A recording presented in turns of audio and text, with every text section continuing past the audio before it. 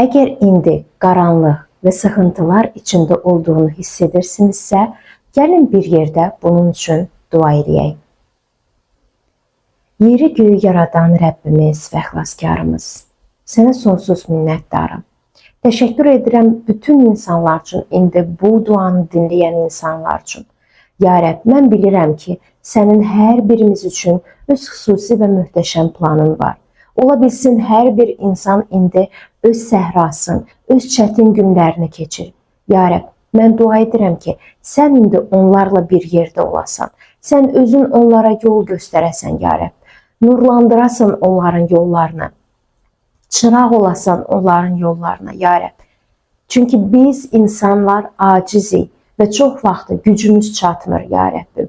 Amma sənə ehtiyacımız var və bəzən sənə ehtiyac olduğumuzu da dərk edə bilmirik. Amma xahiş edirəm ki, sən öz lütfünlə, mərhəmətinlə, Ya Rəbbim, bizim yanımıza gələsən, Ata. Çünki bizim sənə çox ehtiyacımız var. Ya Rəbbim, indi yalvarıram bütün insanlar üçün.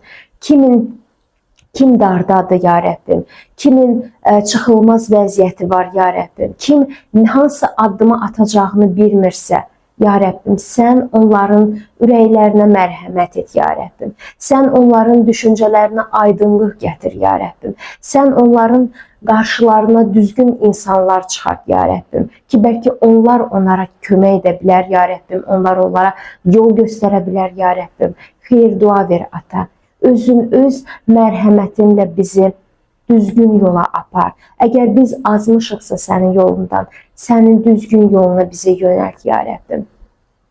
Və bunu ona görə et ki, Ya Rəbbim, bizim həyatımızda da, qərarlarımızda da sənin o gözəl ismin izzətlənsin. Hər şeyə görə sənə minnətdaram. Təşəkkür edirəm ki, bizim duamızı eşitdin və mütləq ki, cavab verəcəksən. Amin. Əziz dinləyicilərimiz, əgər sizin də xüsusi dua ehtiyaclarınız varsa, mütləq bizə şərhdə qeyd edin, növbəti dualar məhz sizin üçün olsun. Bizim səhifəmizə abunə olmağı unutmayın və hər zaman bizi izləyin ki, növbəti videolarımız hər zaman qarşınıza çıxsın.